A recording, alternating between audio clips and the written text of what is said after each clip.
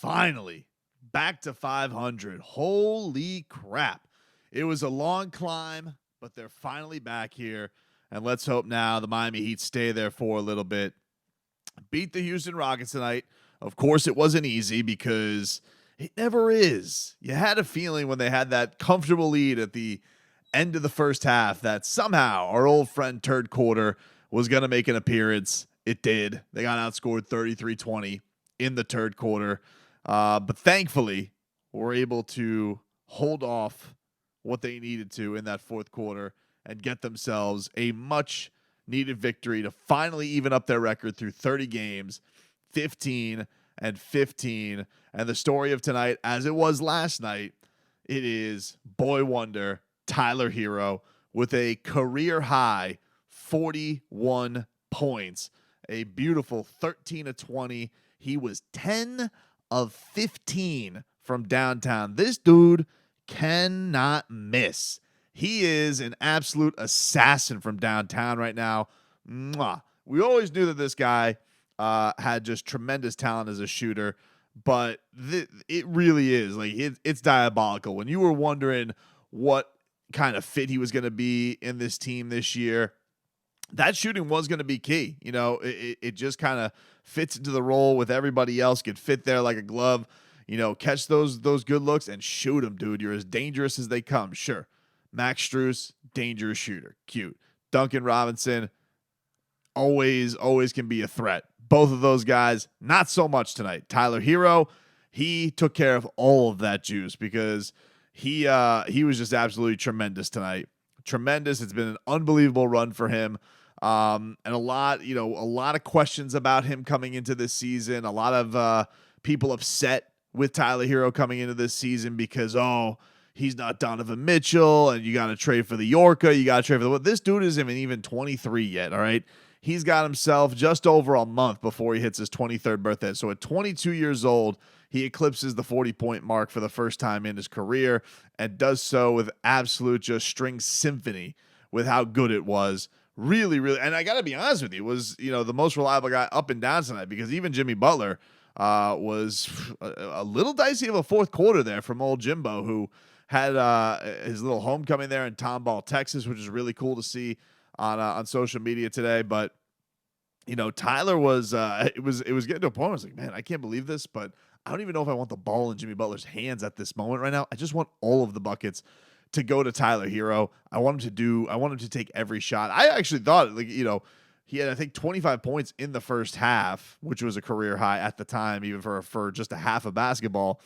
And he got off to that hot start at the fourth quarter. I was like, man, 50's not crazy, because it wasn't like they had the Rockets put away, but it really, the ball went to Jimmy towards the end of that game.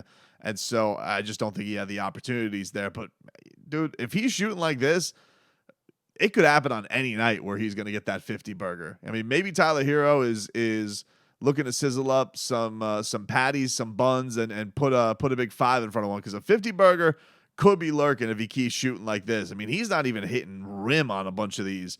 And, I've been paying attention to this. A little TTL on Tyler Herro going into that first Celtics game where Tyler, he had come back from the ankle injury. He was doing a lot of the little things. He had that one fourth quarter against the Wizards where he really came through, but his shot was struggling. And, really just wanted to see him be aggressive, stay within himself, and be that guy who really can be so special, it feels like. And especially, we see this when he walked into the stage at 19 years old. The swagger, the cockiness that he has to take over games, to have that mentality, best strip here, talking bleep, all of that stuff. He's got that element to him. And, I think it's important for him to key into that, because I think that FU mentality even just makes him a better player.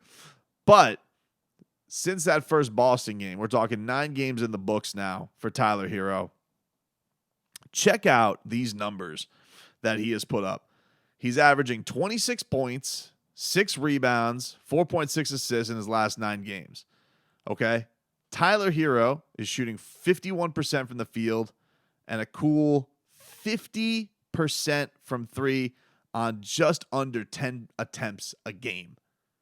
Dude is unconscious. Now, his last 2 games were insane. And I think they put up a stat tonight on Bally that I think it was like him and LeBron were the lone guys to hit back-to-back 35-point games.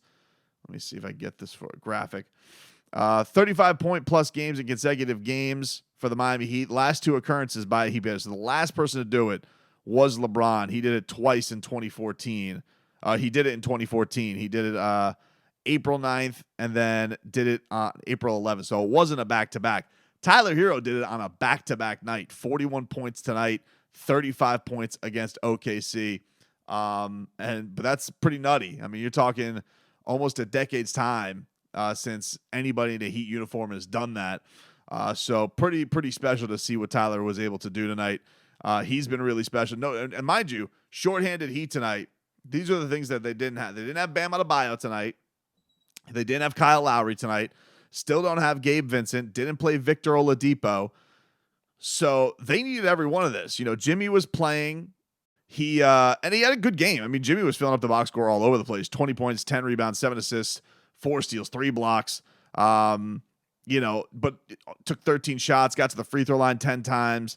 So, it wasn't like the most overwhelming Jimmy Butler offensive game, but he was kind of doing everything. They needed everything. They started UD tonight. Poor UD, man. I mean, he couldn't buy a bucket tonight. But they didn't have Dedmon out there either, so they brought up they're playing Orlando Robinson. They brought up Jovic. They brought up Jamal Cain. So they were very, very shorthanded tonight. So for Tyler to have this kind of offensive output when they really needed it, and especially you got a real clunker from downtown from Duncan and Max Strus. I don't know what's going on with Max Strus from downtown, dude. It's a strange thing. It's a strange thing that's going on there. I mean, I don't know if he is pressing because it's a very big year for Max. I mean, he is, he's going into this. This is a year where it's obviously a contract year for him. But yeah, shooting now on the season, 34% from 3. Capable of much more. We know this. And Duncan Robinson, who is, he's at 792 threes, so he is 14 away. Is that right? 14 away from tying Tim Hardaway's Miami Heat career three-point make. You would think, Duncan Robinson in a normal season, he would go and that record would have been his already. He would have broken that. That would have been. He doesn't play that much anymore. It was good to see him have a nice performance against OKC, but not so much tonight.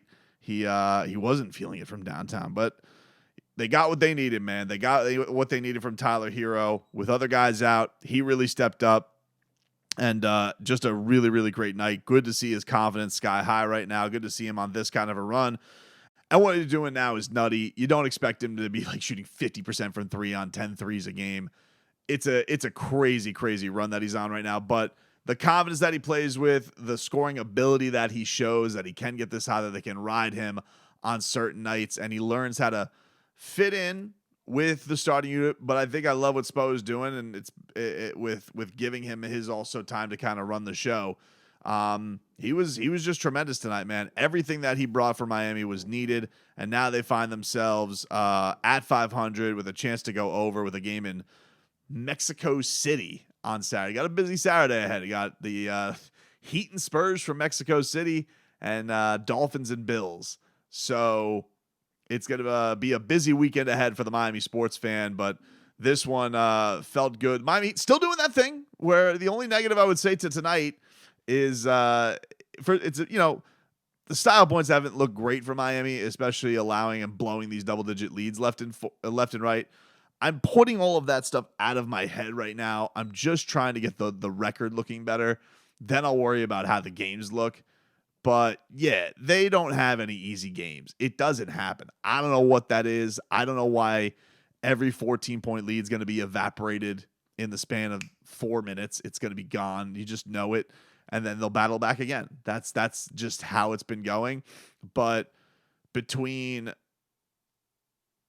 being a back-to-back, being shorthanded, and getting the night that you did from Boy Wonder, those positives outweigh blowing the lead to me. That to me is the bigger deal. And Houston's been hot at home. I mean, they're not a great team by any means, but they've been pretty hard to beat in that building as of late. They've beaten some good teams in that building as of late. And you could have felt like the momentum was going to start swinging away. And I think earlier in the year, I think last week we could look to some games where they would yak all over themselves and completely let the meltdown take away.